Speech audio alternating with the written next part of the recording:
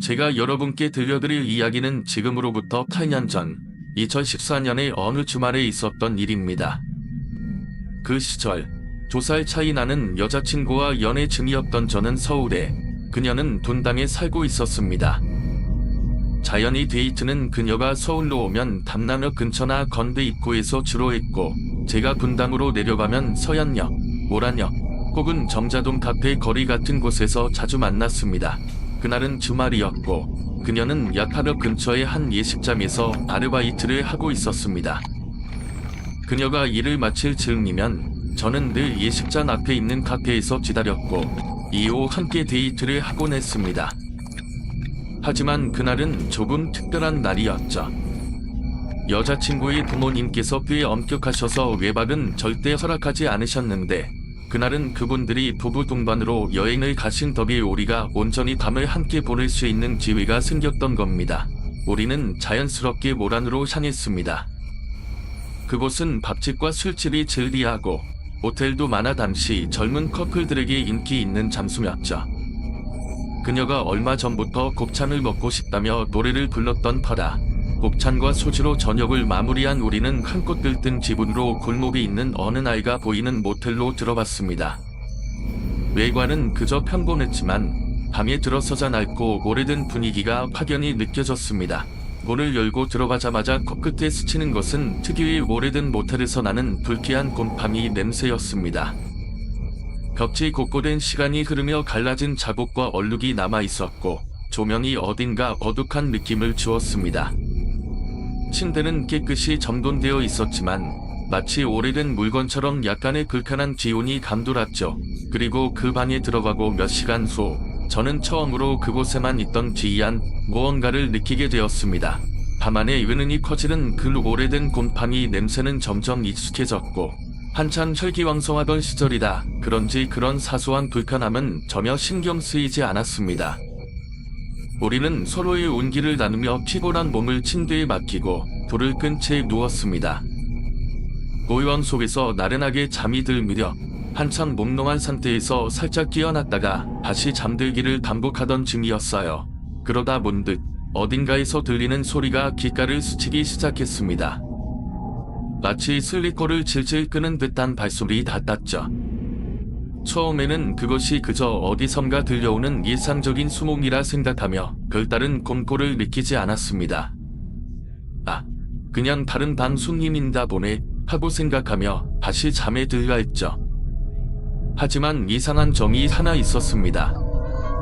그 소리는 분명 방 안에서 나는 것 같지 않았는데 그렇다고 현관 밖에서 나는 소리라기에도 애매했습니다.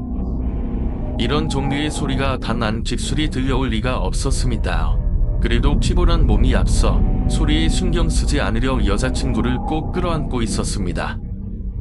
그런데 갑자기 쾅쾅쾅 문을 두드리는 소리가 고요한 밤의 정적을 달랐습니다. 그리고 곧이어 들려온 건 낯선 여성의 목소리였습니다. 문 좀 열어보세요. 빨리. 목소리는 급박하면서도 단호한 톤이었고 그 순간 저는 예층에서 열쇠를 건네주던 주인 아주머니가 무슨 급한 일이 있어 찾아왔나 싶었습니다. 누구세요? 하고 물어보았지만 대답은 돌아오지 않았습니다. 대신 계속해서 들려온 건 그녀의 재촉뿐이었습니다. 얼른 문 좀 열라니까. 빨리요. 순간 섬뜩한 기운이 밤 안을 휘감았습니다.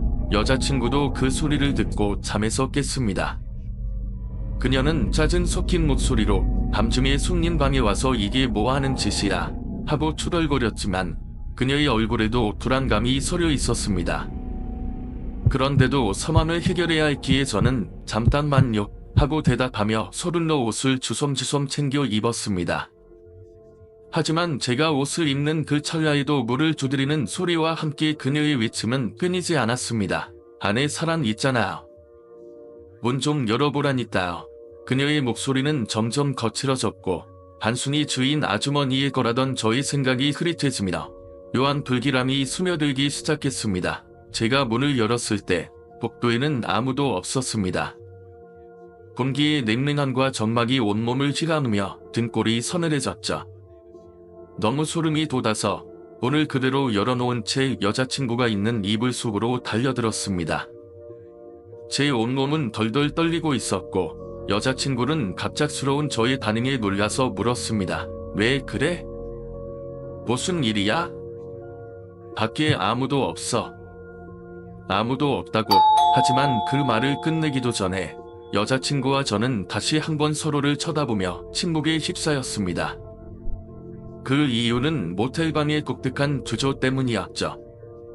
저희 방은 현관문을 열고 들어가면 신발장이 있는 작은 공간이 있었고 화장실 옆에 또 하나의 나무문을 열어야 방이 나오는 구조였습니다. 그런데 밖에서 누군가가 들어오지 않는 이상 그 나무문을 두드릴 수는 없었거든요. 더 섬뜩했던 것은 제가 문을 열기 전까지도 그 두드리는 소리와 목소리는 분명히 계속 들렸다는 점이었습니다. 그런데 문을 열고 보니 신발장에는 아무것도 없었습니다. 아무 소리도 아무 그림자도 보이지 않았죠. 여자친구와 저는 서로를 쳐다보며 동시에 여기서 당장 나가자 라고 말했습니다. 새벽 4시가 다 되어가는 시간이었지만 더 이상 그곳에 머물 수 없었습니다. 여자친구는 너무 오래 집에 씻지도 못하고 화장도 하지 않은 채 급히 옷을 챙겨 입고 방을 나섰습니다. 그런데 복도를 걷던 중 구두를 신던 여자친구가 갑자기 쥐념을 지르며 울음을 터뜨렸습니다. 저는 깜짝 놀라 그녀를 달래려 했지만 그녀는 손가락으로 복도의 끝을 가리켰습니다. 저는 그 방향으로 고개를 돌렸지만 아무것도 보이지 않았습니다. 그러나 그 순간 등 뒤에서 들리는 희미한 숨소리에 온몸이 얼어붙었죠. 그 자리에서 여자친구와 함께 급히 엘리베이터로 달려갔습니다. 엘리베이터를 타고 아래로 내려가는 동안 숨도 제대로 쉬지 못했습니다. 그런데 도중에 엘리베이터가 아래층에서 멈췄고 문이 열리자 또 다른 커플이 보였습니다. 그들은 저희처럼 놀란 얼굴로 서로를 의지하며 서 있었습니다. 여자의 얼굴에는 두려움이 가득했는데 엘리베이터 안에 저희를 보자마자 마치 뭔가 깨달은 듯 입을 열었습니다. 혹시 거기도 이상한 거 보셨죠? 그 말에 여자친구는 말없이 고개를 끄덕였고 그 여성은 남자친구를 향해 속삭이듯 말했습니다. 거봐, 여기 뭔가 있답니다. 엘리베이터가 1층에 도착하자 모두 서둘러 모텔을 빠져나갔습니다. 밖으로 나온 후에도 제 머릿속에는 그 커플의 마지막 표정과 더불어 그날 밤 안에서 들었던 소리들이 맴돌았습니다. 하지만 저희가 마지막으로 들었던 건 주인장의 말이었습니다. 그 말이 아직까지도 제 귓가를 맴돌며 소름을 돋게 합니다. 그날 모텔을 빠져나오며 주인장의 마지막 말이 뇌리를 떠나지 않았습니다. 그는 저희가 그저 외출하려는 것이 아니라 완전히 떠나려 한다는 것을 알기라도 한 듯 아무렇지도 않게 말했습니다. 조심히 들어가세요. 이 단순한 인사가 그 순간에는 너무나도 이상하게 느껴졌습니다. 보통은 투숙객이 밤늦게 나가면 돌아올 거라 예상하기 마련인데 마치 저희가 돌아오지 않을 걸 알았다는 듯이 믿겨졌죠. 차가운 공기 속에서 그의 미소가 한층 더 섬뜩하게 다가왔습니다. 밖으로 나와 저는 복도에서 쥐념을 지른 이유를 물었습니다. 여자친구는 여전히 슬쩍이며 떨리는 목소리로 말했습니다. 신발 신고 뒤돌아봤는데 문 옆에서 어떤 여자가 고개를 빼꼼히 내밀고 날 쳐다보고 있었어. 그 말에 제 심장이 철렁 내려앉았습니다. 저는 아무것도 보지 못했는데 그녀는 동경이 무언가를 본 것이었습니다. 그녀의 목소리에는 단순한 착각에서 오는 두려움 이상의 공포가 담겨 있었습니다. 그날 이후로 저희는 다시는 그 동네에 발을 들이지 않았습니다.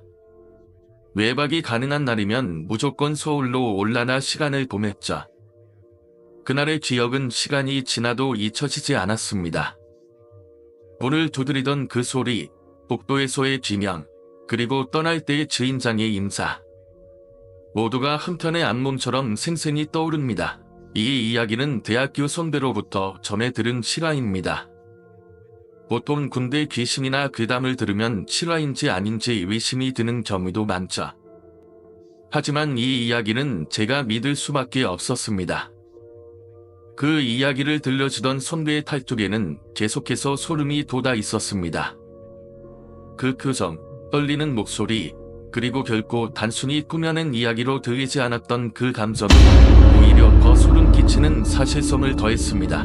그리고 제가 지금 여러분께 그 이야기를 전하고 있는 이 순간에도 등 뒤에 서늘한 기운이 감도는 것만 같습니다. 그 자리에 가본 손님은 곧바로 얼굴이 새하얗게 질렸습니다. 랜턴 기체 기초진 땅에는 흙이 아닌 검은 나무 뿌리 같은 무언가가 드러나 있었습니다. 하지만 가까이에서 보니 그것은 단순한 뿌리가 아니었습니다.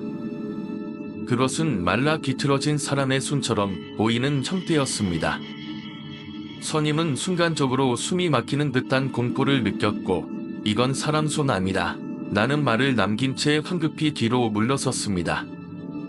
그 말에 다른 위령들도 사슴이 매일 타던 그 자리를 둘러보기 시작했지만 이상한 점은 그제야 그 자리에서 썩은 냄새가 느슨하게 퉁기기 시작했다는 것이었습니다. 이전에는 전혀 나지 않았던 냄새였습니다. 그날의 일은 즉시 상급자에게 보고되었고 곧 부대 차원에서 조사가 진행되었습니다. 땅을 더 깊이 파보니 그 안에서 정말로 사람의 뼈가 발견되었습니다.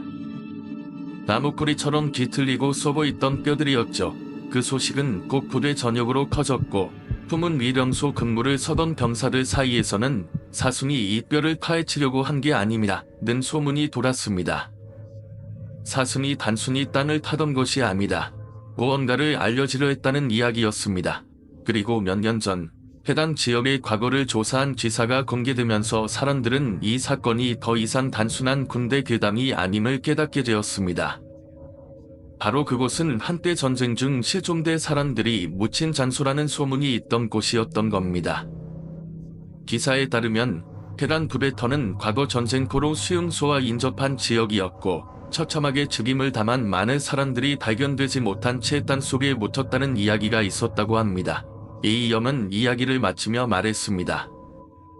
그 후로 부대에서는 숨은 근무지의 담침에 혼자 근무를 세우는 일을 아예 없애서 다들 그 사건 이후로 위령소 근처에 가는 것조차 꺼려했거든. 그날 밤 저희는 이 이야기를 듣고 더는 무서운 이야기를 하지 말자고 입을 모았습니다.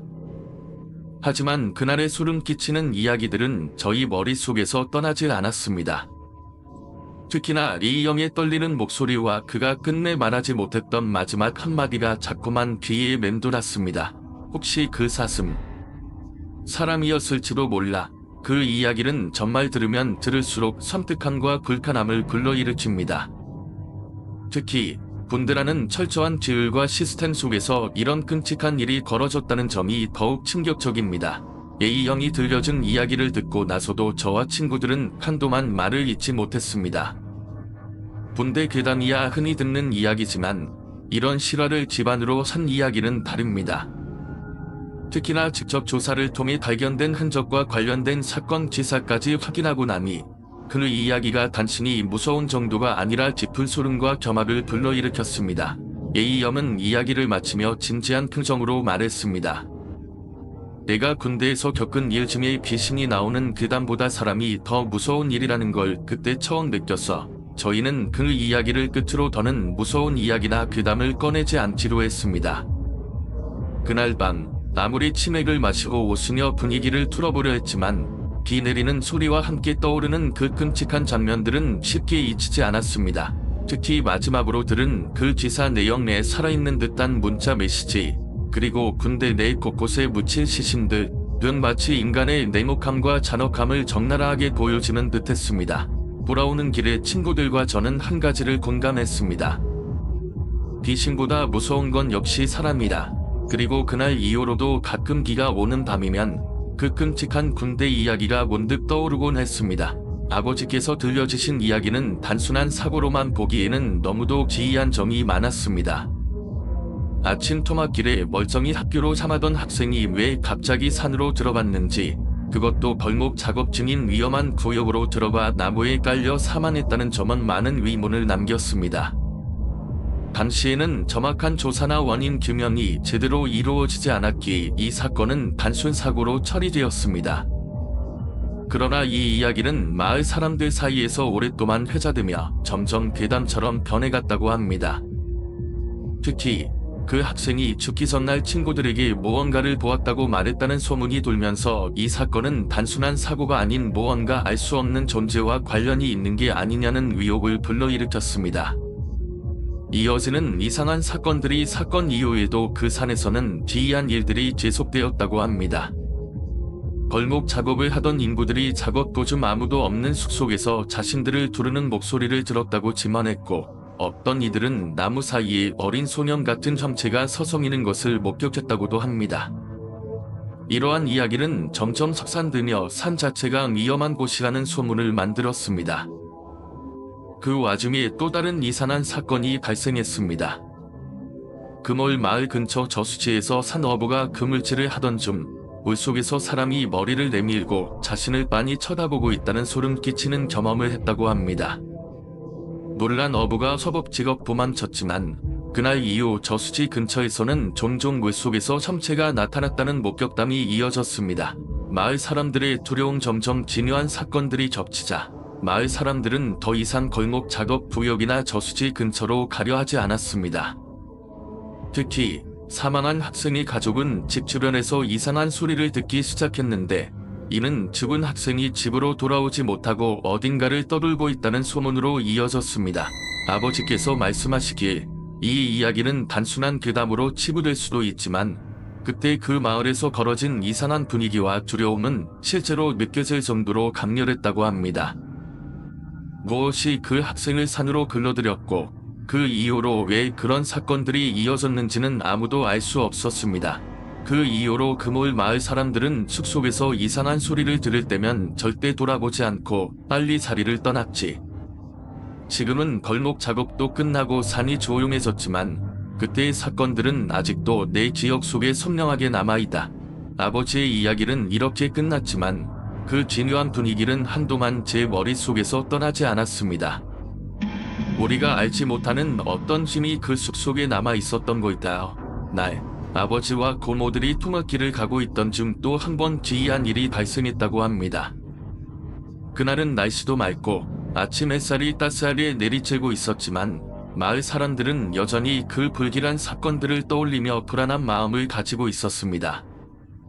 아버지와 고모는 학교로 가는 길에 마을의 외곽을 지나며 산을 바라보았다고 합니다. 그때 이상하게도 그 산에서 무언가를 보고 있는 듯한 느낌을 받았다고 해요. 갑자기 고모가 아버지에게 무언가를 건넸다고 합니다.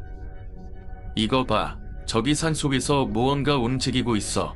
아버지가 고개를 돌려 산을 바라보았지만 아무것도 보이지 않았고, 그 순간 고모는 떨리는 목소리로 아버지, 그게 아니에요. 그거 예전에 얘기했던 그 아이들 아니라 라고 말하며 몸을 움츠렸다고 합니다.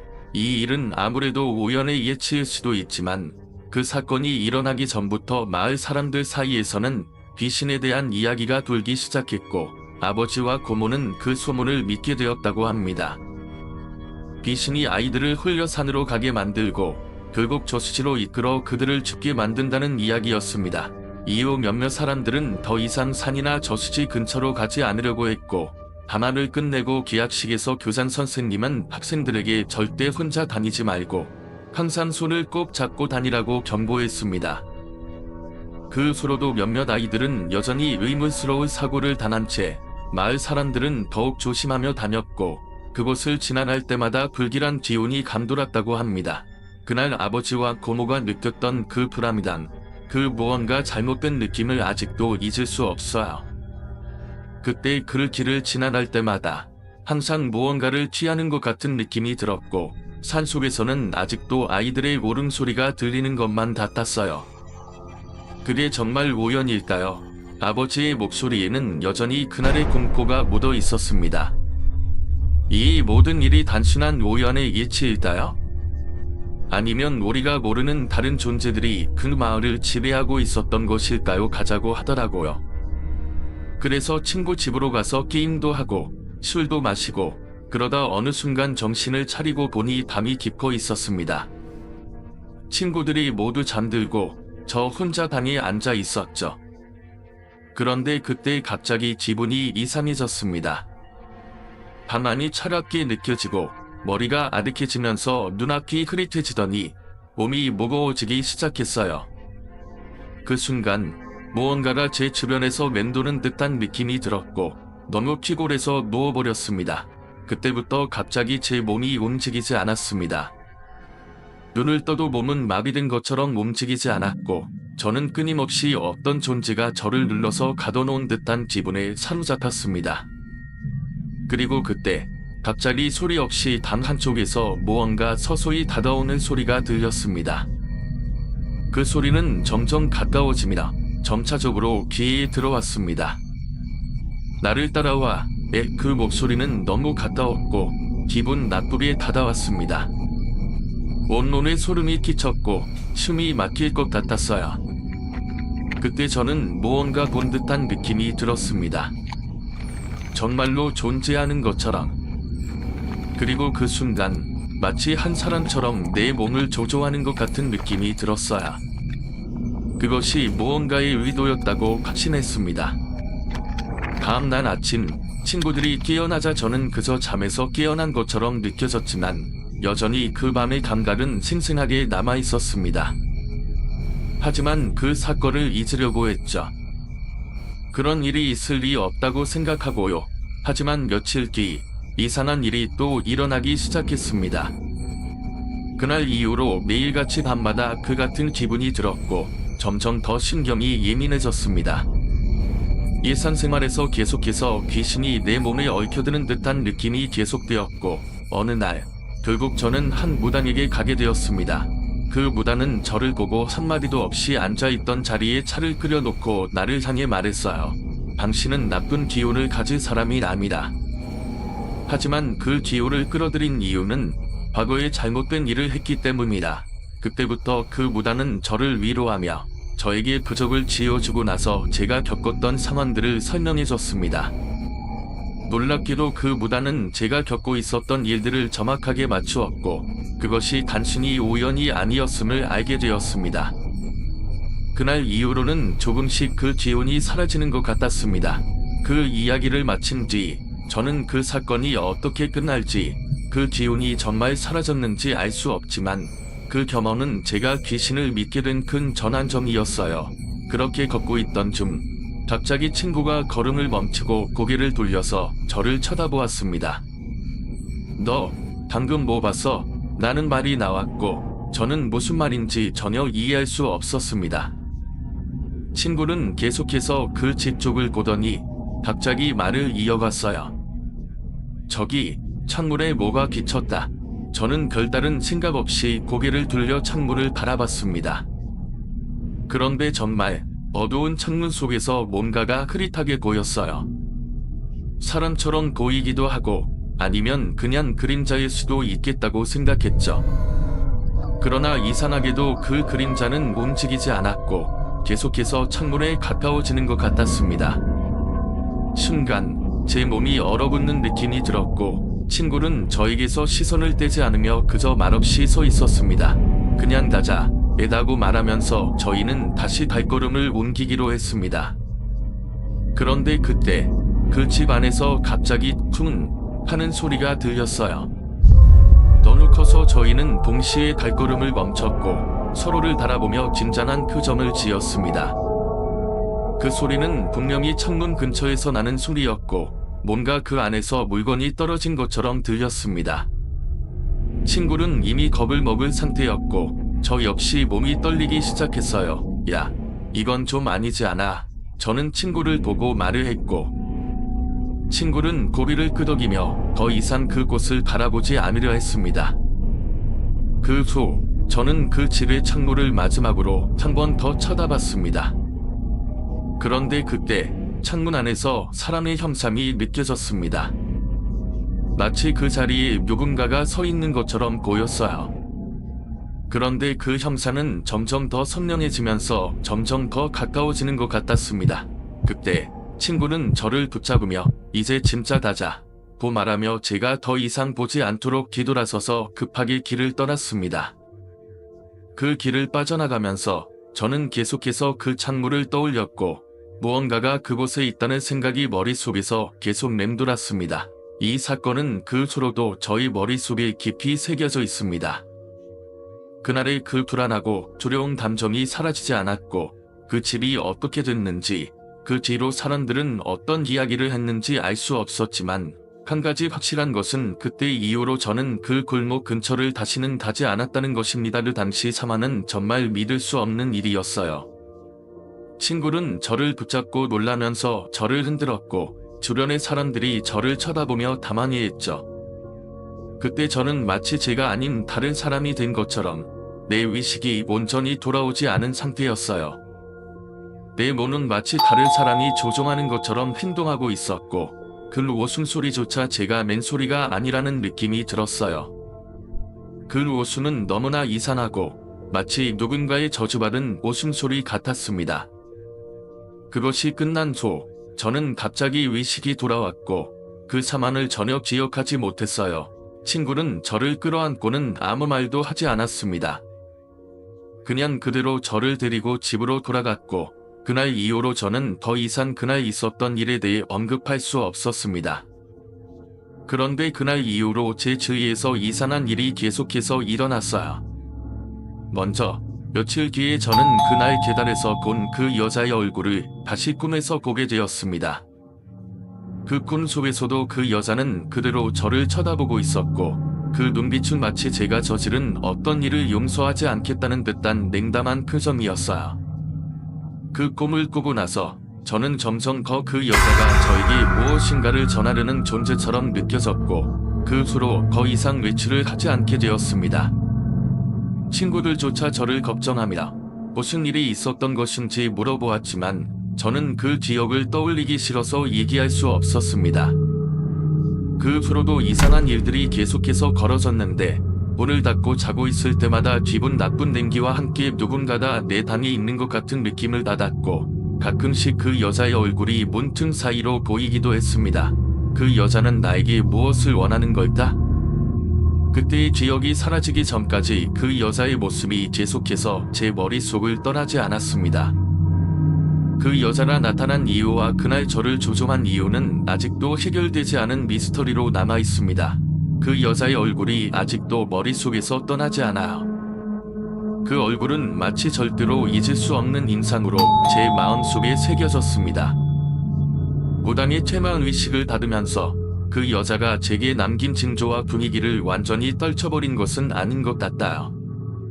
그 의식이 끝난 직후에도 마치 다른 사람처럼 느껴졌고 얼굴은 창백하고 기운이 빠져 있었죠. 당시 제 몸은 살아있지만 정신은 빠져나간 상태처럼 느껴졌습니다. 제정신으로 돌아온 후 그 경험이 마치 꿈처럼 느껴지기도 했지만 그 경험에서 벗어나면서도 그때의 기분과 상황을 잊을 수 없었습니다. 그리고 친구와 부모님에게 들었던 얘기들을 정리해보니 그 상황이 얼마나 위험한 상황이었는지 알 수 있었습니다. 만약 친구가 그때 초기 대응을 제대로 하지 않았다면 제게 더 큰 일이 일어났을지도 모릅니다. 보다는 그때 제가 귀신에게 씌였다고 판단하고 신속하게 퇴마한 의식을 시작했던 것 같습니다. 의식이 끝난 뒤 부모님은 제 상태가 온전해지기 전까지 계속 저를 지켜보았고 보단 역시 나중에 저에게 주의할 점들을 신신당부했죠. 시간이 지나면서 제 정신은 완전히 돌아왔고 그날의 모든 일들은 이제는 먼 기억처럼 느껴집니다. 하지만 그날 이후로 저는 결코 그 여자의 얼굴을 잊을 수 없었고 언제나 뒤에서 나를 지켜보고 있는 듯한 느낌을 지울 수 없었습니다. 그것이 귀신의 존재 때문이었는지 아니면 그 상황 자체가 너무 충격적이었기 때문이었는지는 모르겠지만 한 가지 확실한 건 그 경험이 제 삶에 큰 영향을 끼쳤다는 사실입니다. 그 후로도 저는 그 여자의 얼굴을 자주 떠올리게 되었습니다. 정신이 돌아오고 나서 며칠가 지나도 그 밤의 상황이 계속해서 제 머릿속에서 반복되었죠. 특히 그 여자의 눈빛과 얼굴은 선명하게 남아 있었고 그때의 느낌이 너무 생생하게 다가왔습니다. 그때의 공포와 차가운 공기, 그리고 그 여자가 나를 향해 다가오던 순간의 강렬한 기억이 떠올라서 저는 어느 순간 혼자 있을 때면 그 여자가 언제 나타날지 모른다는 두려움에 떨기도 했습니다. 무당이 했던 말 중에서 아직도 기억나는 것이 있습니다. 그가 말하길 제 몸을 넘본 것은 단순히 귀신이 들린 정도가 아니었다는 거죠.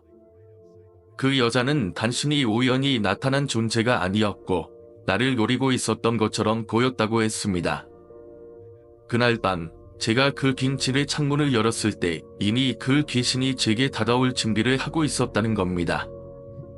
보다는 저를 향해 다가온 귀신이 그 집과 연관이 깊고 그 집은 오래전에 사람들의 고통과 비극적인 사건들이 얽힌 곳이라고 설명했습니다. 그 집을 지나치면서 저도 무언가를 건드린 것 같은 느낌을 받았었지만 당시에는 그저 장난처럼 여겼던 것이었습니다. 그 후로도 밤에 자주 꿈에서 그 여자가 등장했어요. 꿈에서 그 여자는 계속해서 저를 따라오고 어디로 가든지 따라오는 듯한 느낌을 주었습니다.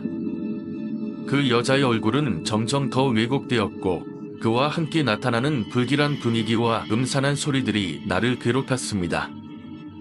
그러던 어느 날 꿈속에서 그 여자가 나를 붙잡고 너는 나를 놓지 않았다 고 속삭였을 때 저는 깜짝 놀라서 잠에서 깨어나곤 했습니다.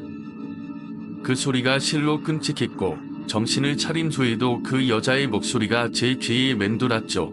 그리고 그 여자의 얼굴을 떠올릴 때마다 느끼는 것 중 하나는 마치 제 몸과 정신이 그 여자의 무엇인가에 의해 억제당하고 있는 느낌을 받았다는 점입니다. 그 여자가 제게 씌었을 때 저는 제가 아닌 다른 사람처럼 행동했던 것이었습니다. 그때 저는 제 안에 있던 본능적이고 원초적인 감정들이 뛰어났다고 생각합니다. 정신을 잃고 나중에 다시 제정신을 찾았을 때도 그 여자가 제게 무언가를 요구하는 듯한 강한 느낌을 받았기 때문입니다. 그 경험이 지나고 난 후에도 저는 그 여자가 단순한 악령이 아니었다고 생각하게 되었습니다. 그 여자는 어떤 이유에서든 나를 붙잡고 나의 몸과 마음을 지배하려 했던 것 같다. 그저 우연히 마주친 것이 아니다. 뭔가 더 큰 이유가 있는 것 같았습니다.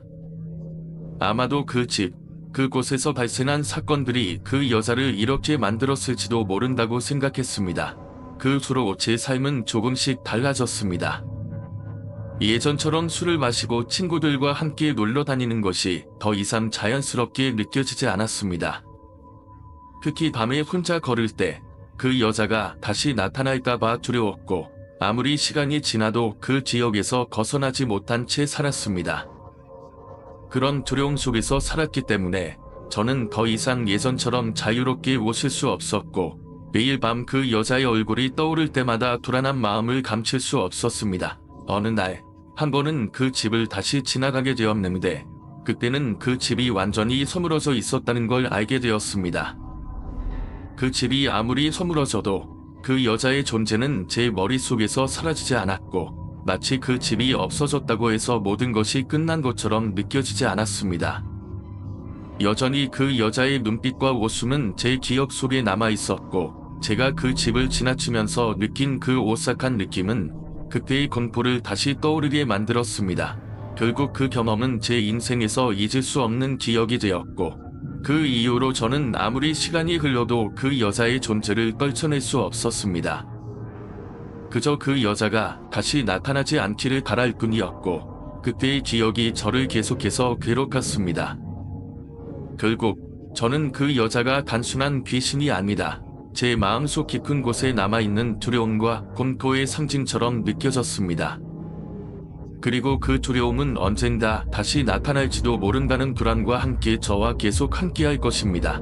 놀라서 엄마가 눈을 크게 뜨고 그 자리에 누가 있는지 확인하려 했는데 아무도 없었어요.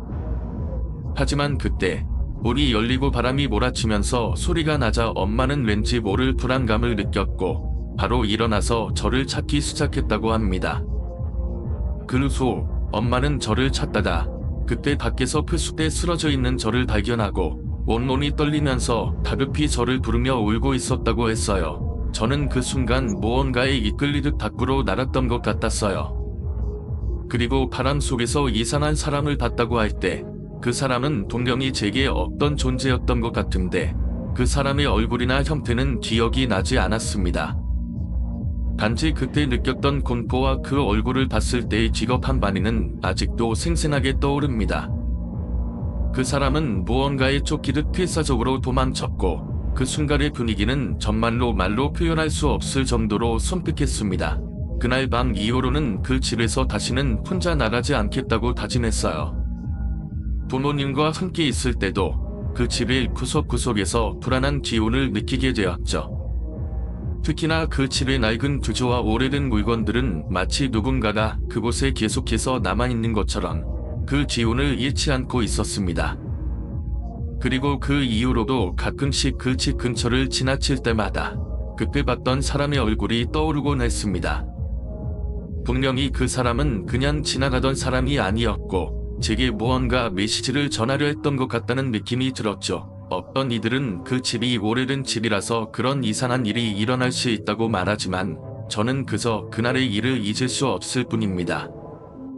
그 밤의 공포와 그 사람의 기겁한 도망치는 모습, 그리고 그 뒤에 무언가 더 숨겨져 있는 것 같은 느낌은 오늘날까지도 저를 괴롭히고 있습니다. 지금 생각해보면 그 사람은 어쩌면 제가 그 집에서 겪은 일이 단지 우연이 아닌 그 집에 얽힌 무언가의 증거였던 건 아닐까 하는 생각이 듭니다. 희미하게 열려 있었고 그 안에서 이상한 소리가 들려왔습니다. 마치 누군가가 단 안을 뒤집어 있는 것처럼 다구를 움직이는 소리가 발걸음 소리가 어둠 속에서 들려왔습니다. 저도 모르게 숨을 죽이고 현관 쪽을 바라보았죠. 그 순간 갑자기 제가 어릴 때 그 집에서 겪었던 일들이 떠오르며 온몸에 소름이 끼쳤습니다. 그때도 마찬가지로 현관문이 열려 있었고 그 뒤로 보이지 않던 사람의 존재와 이상한 기운이 느껴졌던 기억이 떠오른 거죠. 그렇게 숨을 참고 현관문 쪽을 지켜보던 중 현관문이 조금 더 열리더니 그 안에서 누군가가 나오는 소리가 들렸습니다. 처음에는 그냥 바람에 의해 문이 조금 열려서 소리가 나는 줄 알았지만 점점 더 그 소리가 실제로 무언가가 움직이는 소리로 바뀌었어요. 그리고 그 소리의 주인공이 모습을 드러낸 순간 저는 너무 놀라서 숨조차 쉬지 못할 정도였습니다. 문 밖으로 나오는 그 사람의 모습은 너무나 기이하고 섬뜩했습니다. 사람이라고 말할 수는 없을 만큼 왜곡된 얼굴과 몸, 그리고 한쪽 팔이 비정상적으로 길어져 있는 모습이었습니다. 그 사람은 천천히 마치 고통을 참으며 현관 밖으로 나왔고 제 눈을 마주친 순간 그 눈빛은 말로 표현할 수 없을 정도로 차갑고 무섭게 느껴졌습니다. 그 순간 저는 어릴 때 느꼈던 공포와 동일한 감정을 다시 한번 느끼게 되었고 다시 그때 그 집에서 있었던 일들이 머릿속에 떠오르며 마음이 심하게 떨렸습니다. 동생에게 돌아가자는 말을 하려는 순간 그 사람은 그대로 다시 현관 안으로 사라졌고 저와 동생은 그곳에서 도망치듯 집으로 돌아왔습니다. 그 후로 그 집은 다시는 가보지 않기로 마음을 먹었습니다. 하지만 그날의 경험은 아직도 제 마음속 깊은 곳에 남아 있습니다. 그 집이 다시 사람들의 손에 의해 새로운 주인에게 넘어간다 해도 저는 그 집을 두고 떠나지 않을 겁니다. 그곳에서 느꼈던 기운과 그때의 경험이 저에게는 너무나도 강렬하게 각인되었기 때문이죠. 이야기를 들은 적도 있었습니다. 그만큼 선생님의 카리스마나 대단하고 그 특유의 엄한 분위기 덕분에 학교에서 불사의 선생님이라는 별명도 있었죠. 그런 선생님이었지만 어느 날부터인가 이상한 일이 일어나기 시작했습니다. 그날도 평소처럼 선생님은 몰입안에서 수업을 하셨습니다. 그런데 그날만큼은 분위기가 어딘지 평소와 달랐어요. 선생님이 수업을 진행하던 중 갑자기 눈을 감고 말을 중단하셨습니다. 처음에는 모두들 그냥 티볼에서 잠깐 쉬시나 했는데 그 시간이 너무 길어져서 의아해졌습니다. 갑자기 선생님이 눈을 번쩍 뜨면서 너희들 다 그만해 라고 소리쳤습니다. 그런데 말투가 좀 이상했어요. 선생님이 보통 그렇게 큰 소리로 말하는 성격은 아니었는데 그 순간에는 뭔가 기운이 달랐습니다. 우리 반 친구들 모두 담안에서 서로를 쳐다보았고 선생님은 그때부터 한참 동안 입을 다물고 조용히 있었습니다. 그 순간 교실 안의 온도도 이상하게 느껴졌습니다. 공기가 눅눅하고 무겁게 느껴지면서 마치 시간도 멈춘 듯한 기분이 들었죠. 그리고 선생님이 다시 말을 시작했을 때 그 목소리가 전혀 다른 것처럼 들렸습니다. 마치 다른 사람이 말하는 것처럼 사람의 목소리가 아닌 무언가 괴기한 기운을 가진 소리였어요. 여긴 다 알고 있어. 그 경험이 지나고 난 후에도 저는 그 여자가 단순한 악령이 아니었다고 생각하게 되었습니다. 그 여자는 어떤 이유에서든 나를 붙잡고 나의 몸과 마음을 지배하려 했던 것 같다. 그저 우연히 마주친 것이 아니다. 뭔가 더 큰 이유가 있는 것 같았습니다. 아마도 그곳에서 발생한 사건들이 그 여자를 이렇게 만들었을지도 모른다고 생각했습니다. 그 후로 제 삶은 조금씩 달라졌습니다. 예전처럼 술을 마시고 친구들과 함께 놀러 다니는 것이 더 이상 자연스럽게 느껴지지 않았습니다. 특히 밤에 혼자 걸을 때 그 여자가 다시 나타날까봐 두려웠고, 아무리 시간이 지나도 그 지역에서 벗어나지 못한 채 살았습니다. 그런 두려움 속에서 살았기 때문에 저는 더 이상 예전처럼 자유롭게 웃을 수 없었고, 매일 밤 그 여자의 얼굴이 떠오를 때마다 불안한 마음을 감출 수 없었습니다. 어느 날 한 번은 그 집을 다시 지나가게 되었는데, 그때는 그 집이 완전히 서물어져 있었다는 걸 알게 되었습니다. 그 집이 아무리 서물어져도 그 여자의 존재는 제 머릿속에서 사라지지 않았고, 마치 그 집이 없어졌다고 해서 모든 것이 끝난 것처럼 느껴지지 않았습니다. 여전히 그 여자의 눈빛과 웃음은 제 기억 속에 남아 있었고, 제가 그 집을 지나치면서 느낀 그 오싹한 느낌은 그때의 공포를 다시 떠오르게 만들었습니다. 결국 그 경험은 제 인생에서 잊을 수 없는 기억이 되었고, 그 이후로 저는 아무리 시간이 흘러도 그 여자의 존재를 떨쳐낼 수 없었습니다. 그저 그 여자가 다시 나타나지 않기를 바랄 뿐이었고, 그때의 기억이 저를 계속해서 괴롭혔습니다. 결국 저는 그 여자가 단순한 귀신이 아니다, 제 마음속 깊은 곳에 남아있는 두려움과 공포의 상징처럼 느껴졌습니다. 그리고 그 두려움은 언젠가 다시 나타날지도 모른다는 불안과 함께 저와 계속 함께할 것입니다. 놀라서 엄마가 눈을 크게 뜨고 그 자리에 누가 있는지 확인하려 했는데 아무도 없었어요. 하지만 그때 문이 열리고 바람이 몰아치면서 소리가 나자 엄마는 왠지 모를 불안감을 느꼈고 바로 일어나서 저를 찾기 시작했다고 합니다. 그 후 엄마는 저를 찾다가 그때 밖에서 그 숲에 쓰러져 있는 저를 발견하고 온몸이 떨리면서 다급히 저를 부르며 울고 있었다고 했어요. 저는 그 순간 무언가에 이끌리듯 밖으로 날았던 것 같았어요.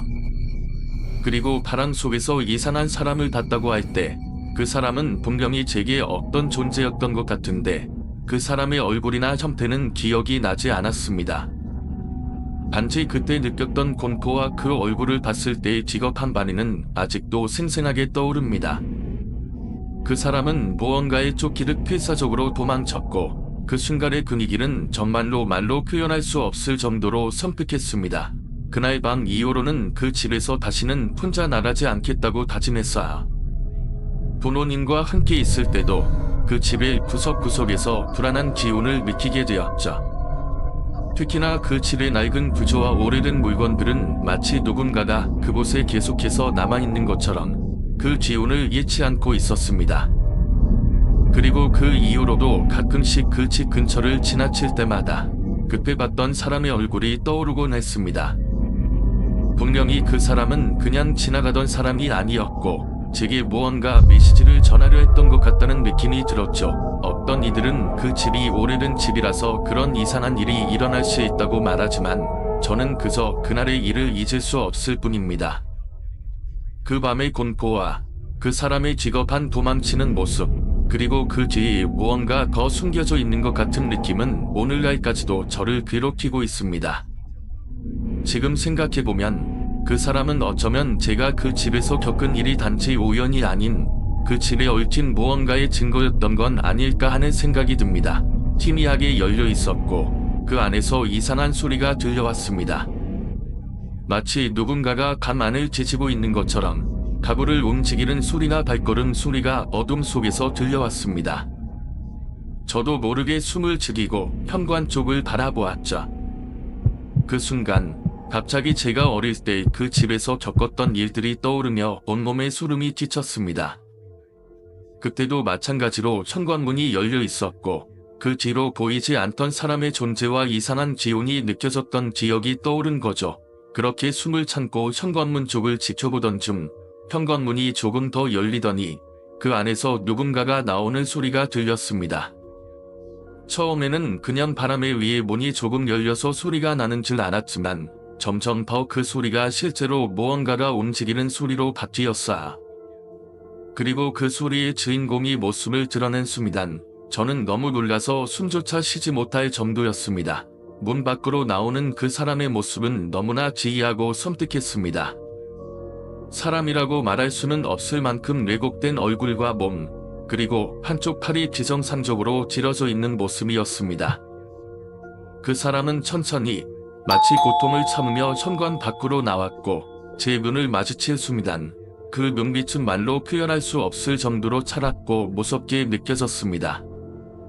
그 순간 저는 어릴 때 느꼈던 공포와 동일한 감정을 다시 한 번 느끼게 되었고 다시 그때 그 집에서 있었던 일들이 머릿속에 떠오르며 마음이 심하게 떨렸습니다. 동생에게 돌아가자는 말을 하려는 순간 그 사람은 그대로 다시 현관 안으로 사라졌고 저와 동생은 그곳에서 도망치듯 집으로 돌아왔습니다. 그 후로 그 집은 다시는 가보지 않기로 마음을 먹었습니다. 하지만 그날의 경험은 아직도 제 마음속 깊은 곳에 남아 있습니다. 그 집이 다시 사람들의 손에 의해 새로운 지인에게 넘어간다 해도 저는 그 집을 두고 떠나지 않을 겁니다. 그곳에서 느꼈던 기운과 그때의 경험이 저에게는 너무나도 강렬하게 각인되었기 때문이지 이야기를 들은 적도 있었습니다. 그만큼 선생님의 카리스마나 대단하고 그 특유의 엄한 분위기 덕분에 학교에서 불사의 선생님이라는 별명도 있었죠. 그런 선생님이었지만 어느 날부터인가 이상한 일이 일어나기 시작했습니다. 그날도 평소처럼 선생님은 우리 반에서 수업을 하셨습니다. 그런데 그날만큼은 분위기가 어딘지 평소와 달랐어요. 선생님이 수업을 진행하던 중 갑자기 눈을 감고 말을 중단하셨습니다. 처음에는 모두들 그냥 튀골에서 잠깐 쉬시나 했는데 그 시간이 너무 길어져서 의아해졌습니다. 갑자기 선생님이 눈을 번쩍 뜨면서 너희들 다 그만해 라고 소리쳤습니다. 그런데 말투가 좀 이상했어요. 선생님이 보통 그렇게 큰 소리로 말하는 성격은 아니었는데 그 순간에는 뭔가 기운이 달랐습니다. 우리 반 친구들 모두 당황해서 서로를 쳐다보았고 선생님은 그때부터 한참 동안 입을 다물고 조용히 있었습니다. 그 순간 교실 안의 온도도 이상하게 느껴졌습니다. 공기가 눅눅하고 무겁게 느껴지면서 마치 시간도 멈춘 듯한 기분이 들었죠. 그리고 선생님이 다시 말을 시작했을 때 그 목소리가 전혀 다른 것처럼 들렸습니다. 마치 다른 사람이 말하는 것처럼 사람의 목소리가 아닌 무언가 괴기한 기운을 가진 소리였어요. 여긴 다 알고 있어. 라고 말한 후 선생님은 고개를 푹 숙이고 한동안 침묵에 빠졌습니다. 그 이후로 선생님은 수업 중에도 자주 어딘가를 응시하며 말을 끊거나 멈추곤 했습니다. 학생들 사이에서는 선생님이 이상해졌다는 소문이 돌기 시작했고 점점 더 선생님의 행동은 그때그때 달라졌습니다. 어떤 날은 지나치게 차가운 표정으로 수업을 진행하다가 갑자기 웃음을 터뜨리기도 하고 또 어떤 날은 아주 잠잠한 표정으로 교실을 가로지르며 돌아다니며 아무 말도 하지 않기도 했습니다. 가장 충격적인 일은 바로 그날 저녁 학교에서 벌어진 일이었습니다. 저는 친구들과 야간 자습을 마친 후 집에 가기 위해 학교 복도를 지나가고 있었습니다. 그때 복도 끝에서 선생님의 목소리가 들려왔습니다. 여기 있으면 안 된다. 라는 말이었습니다. 그 순간 저는 순간적으로 숨이 멎을 정도로 놀랐습니다. 너무나 익숙한 그 목소리였지만 이상하게도 그때는 차갑고 음산한 느낌이 강하게 들었습니다. 그때 저를 뒤따라가던 친구가 갑자기 소리쳤습니다. 야, 너 뒤 좀 봐봐. 돌아서서 복도 끝을 보았을 때 저는 그대로 얼어붙었습니다. 선생님이 그곳에 서 있었고 그 표정은 우리가 아는 그 선생님의 얼굴이 아니었습니다. 선생님의 얼굴은 흡사 낯선 이의 얼굴처럼 왜곡되어 있었고 그의 몸은 마치 너무 크게 변형된 듯한 모습으로 어지럽게 흔들리고 있었습니다. 그 모습은 단순히 기괴한 것 이상으로 그가 사람처럼 보이지 않았습니다. 순간적으로 친구들과 저는 뒤도 안 돌아보고 달리기 시작했습니다. 이후로 선생님은 더 이상 학교에 나타나지 않았습니다. 그리고 그 후로 그 선생님에 대해 더 이상 아무 소식도 들려오지 않았습니다. 우리는 그 사건을 오랫동안 얘기할 수 없었고 시간이 흐르면서 점차 그 일도 잊혀졌습니다. 하지만 그날 선생님을 보고 느꼈던 그 기이한 느낌은 지금까지도 제 머릿속에서 떠나지 않습니다. 모두가 침묵을 지켰습니다. 선생님의 표정이 급격히 바뀝니다. 한순간에 교실 안의 분위기는 싸늘해졌습니다. 선생님은 잠시 동안 아무 말도 하지 않고 그저 친구를 바라보며 미세하게 떨리는 손을 감추려고 했습니다. 그러나 그 손은 이미 떨리고 있었습니다. 교실의 공기는 더욱 무겁게 느껴졌고 그때 갑자기 다른 친구가 말을 꺼냈습니다. 선생님, 그게 정말로 그 사람이세요. 선생님은 한동안 아무 말 없이 서 있었습니다. 눈을 감고 마치 무엇인가를 떠올리는 듯한 표정을 지으며 천천히 입을 열었습니다. 그건 그랭이도 사실이다. 선생님은 말을 이어갔습니다. 그 학생은 내가 고3일 때 같은 반에 있었던 친구였다. 하지만 그 친구의 이야기는 내가 그때 이후로 듣지 않았어. 그 학생은 내 옆에서 죽음을 맞이했다는 소문이 돌기 전까지는 정말 평범한 학생이었어. 그 후로는 그 학생의 얘기가 이상한 소문과 함께 커져 나갔습니다. 그 학생의 영어는 여전히 학교에 머물고 있다고, 그가 마지막으로 본 선생님의 명찰과 일치 않은 이름을 본 것만으로도 그 사건은 다시금 불길하게 떠오르게 되었던 거죠. 그 이야기를 듣고 나서부터 그 교실의 분위기는 다시 이상한 기운이 감돌기 시작했습니다. 몇 명의 학생들은 그것이 단지 우연의 예치일 뿐이라며 웃어넘기려 했지만 그날 이후로 우리는 그 학생의 이름이 한사문이라고 듣고 나서부터 이상하게 그 이름을 자주 듣게 되었습니다. 이후로 학교에서 밤늦게 자율학습을 하거나 혼자 학교에 남아있을 때마다 그 이름을 들을 때마다 그 학생의 얼굴을 떠올리게 되었습니다.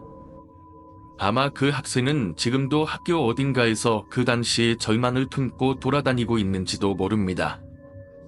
그때 선생님의 눈빛 속에서 숨겨진 두려움을 본 순간 모든 것이 이해가 되었습니다. 한사문의 이야기는 단순한 괴담이 아니었고 그 친구의 영혼은 결코 평화롭지 못한 채 학교에 머물고 있었다는 사실이었습니다. 그 당시 고창은 지금처럼 많이 개발된 곳은 아니었고 그 시절에는 조용하고 한적한 시골 마을이었어요. 아버지 고향이라서 어머니와 저는 아버지의 가족들과 함께 몇 일 동안 시간을 보내기 위해 갔었죠. 가는 길에 어머니는 항상 저를 귀찮게 하는 동생들에게 신경 쓰면서도 가끔씩 우리 가족의 이야기를 들려주셨습니다. 고창에 도착한 후 부모님은 고향 사람들과 만나며 많은 이야기를 나누셨고 저는 그저 그 분위기를 지켜보며 할머니 댁에서 놀고 있었습니다.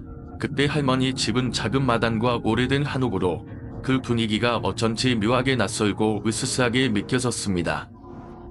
할머니 댁을 떠나지 않은 채 뒷마당에서 친구들과 놀다가도 문득 귀에서 느껴지는 차가운 기운에 여러 번 고개를 돌려보곤 했습니다. 그때마다 마당을 가로질러 지나가는 한 남자의 형체를 보았지만 다시 돌아보면 아무도 없었습니다. 그 남자는 키가 크고 검은색 옷을 입고 있었어요. 그런 모습은 그 당시 어린 제 눈에 너무나도 인상 깊었고 기분이 묘하게 불편했죠. 어느 날 부모님과 함께 외출을 하게 되었고 집에는 할머니와 저, 동생만 남게 되었습니다. 그날도 여느 때처럼 마당에서 놀고 있는데 문득 저를 불러들인 할머니의 목소리가 들려왔습니다. 가서 오늘 밤에는 나가지 말고 집 안에 있어라. 할머니의 말은 그때부터 계속 제 머릿속을 맴돌았습니다.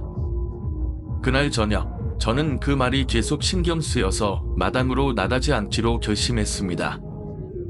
그런데 그날 밤 부모님이 돌아오셔서 제게 달아나셨고 할머니는 그날 밤에 내가 본 사람이 있습니다. 고 물어보셨습니다. 그 당시에는 어머니가 자주 말씀하시던 그 남자에 대한 이야기가 머릿속에 떠오르지 않았고 그냥 무심코 고개를 끄덕였죠. 그런데 그때 어머니는 그 남자 너도 봤었구나라고 말씀하셨습니다. 그 남자가 바로 할아버지였다는 사실을 알고 나서는 온몸에 소름이 돋았습니다. 그 남자가 자주 집을 떠나시지 않으셨던 이유는 돌아가시고 나서도 집에 남아 있었다는 것을 알게 된 것이죠. 그때부터 저와 제 가족은 그 할머니 집에서 여러 가지 이상한 일을 겪게 되었고 그때의 일은 지금까지도 잊을 수 없는 기억으로 남아 있습니다. 그 순간 차량 불빛이 점점 가까워지고 있었는데 그 불빛이 너무나 밝게 빛나서 저는 순간적으로 눈이 부셨습니다. 그리고 차량이 점점 더 가까워질수록 그 불빛이 다른 방향으로 휘어지기 시작했어요. 마치 어떤 일이 일어날 것만 같은 그 묘한 긴장감에 엄마도 저와 함께 그 불빛을 지목하고 있었죠. 그런데 그때 불빛을 따라 차량이 지나가던 길이 바로 할머니 댁 근처의 외진 시골길이었기 때문에 그 상황이 더욱 기묘하게 느껴졌습니다. 차량이 지나간 후 길가에 아무도 없는 상황에서 마치 그 불빛이 어딘가로 빨려 들어가는 듯한 느낌을 받았습니다. 저는 그 순간 이상한 기운을 느꼈고 왜인지 모르게 얼른 집 안으로 들어가고 싶은 마음이 들었습니다. 마당에 있던 나만은 이제 사라졌고 그저 차라 지나간 자리에만 고마운 침묵만이 남아 있었습니다. 엄마와 저는 그 이상한 기운을 느끼고 다시 집 안으로 들어갔습니다. 그날 이후 할머니 댁에서의 기억 중 그때의 일이 가장 선명하게 남아 있습니다. 그 불빛과 나방 그리고 그 순간의 기묘함이 여전히 제 마음속에서 미스터리로 남아 있습니다. 그날 이후 어머니는 할머니 댁에 다시는 그렇게 늦은 시간에 밖으로 나가지는 않았고 그 불빛과 나방에 대한 이야기를 떠올릴 때마다 뭔가 미묘하게 묻어두고 싶은 기억처럼 느껴졌습니다. 그리고 시간이 흘러 다시 그곳을 떠날 때 그 불빛은 계속 제 마음속에서 풀리지 않은 의문으로 남았습니다. 는 거의 없었던 시절이다. 할아버지께서는 그 시간에 차가 그 길을 다닌다는 건 이상하다며 말을 이으셨습니다. 당시 그 동네는 외진 시골이라서 저녁 늦게 차가 다니는 일은 거의 없었고 그런 시각에 트럭이 지나가는 것도 드문 일이었죠. 할아버지의 말이 끝난 후 모두가 잠시 침묵을 지키고 있었고 그 침묵 속에서 저와 엄마는 그 트럭을 다시 떠올리며 오싹한 기운을 느끼고 있었습니다. 엄마는 어쩌면 정말 헛것을 본 걸까? 라고 생각하며 자꾸만 그때의 상황을 떠올렸고 저는 그때 느꼈던 기분을 잊을 수가 없었습니다. 그 트럭이 지나갈 때 분명히 진칸에 사람이 있다는 걸 봤는데 실제로는 아무것도 없었던 것 같다는 그 느낌은 말로 설명할 수 없는 무언가가 있다는 생각을 하게 했죠. 하지만 그날 밤은 결국 아무 일도 없었습니다. 다음 날 아침 저와 엄마는 여전히 그 트럭과 그 진칸의 위문을 떠올리며 조금은 어두운 분위기 속에서 아침을 맞이했습니다. 그런데 할머니께서는 그 이야기를 다시 꺼내지도 않았고 아버지와 할아버지도 그것에 대해 더는 말을 하지 않았습니다. 그날 이후로도 그 트럭은 다시 보지 못했고 그 이야기 또한 잊혀졌지만 그때의 불안하고 기묘한 느낌은 여전히 제 마음속에 남아 있습니다. 그리고 시간이 흐른 후 그때의 이야기를 가끔씩 떠올리면 그 트럭과 진칸에 있었던 사람들 그리고 그 비어있는 공간이 무엇을 의미했는지 여전히 궁금하고 한편으로는 그날 밤을 다시 경험하고 싶지 않다는 마음이 듭니다. 그 이야기를 듣고 나서 정말 많은 생각이 들었습니다. 시골 마을에서 겪었던 그 미스터리한 경험이 시간이 지나면서도 여전히 사람들의 마음에 깊게 남아있다는 걸 알 수 있었죠. 트럭에 탔던 사람들은 정말로 악령이었을까요? 아니면 그 트럭 주인께서 고마운 마음에 그들을 지키려고 했던 걸까요? 그런 신비로운 경험이 사람들 사이에서 전해지면서 더 많은 의문을 남겼던 것 같습니다. 저도 그 이야기를 들으며 그때의 분위기와 불안한 감정을 떠올렸습니다. 그런 신비로운 현상을 경험하게 되면 그 후에도 오래도록 잊히지 않죠.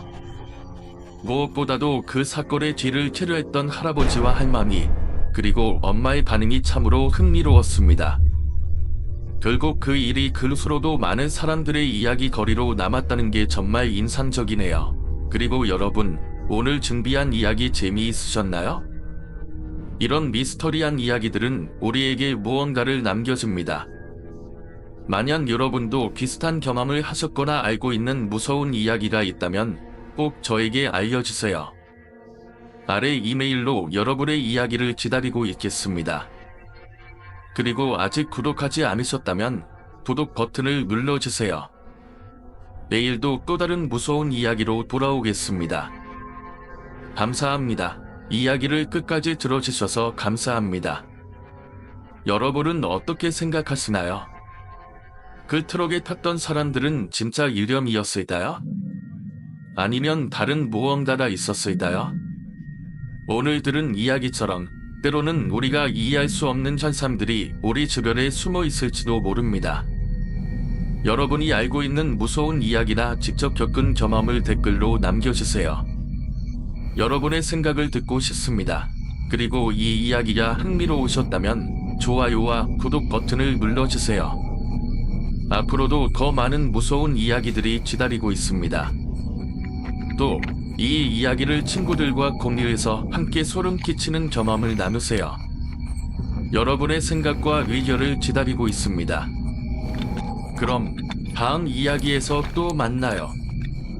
감사합니다.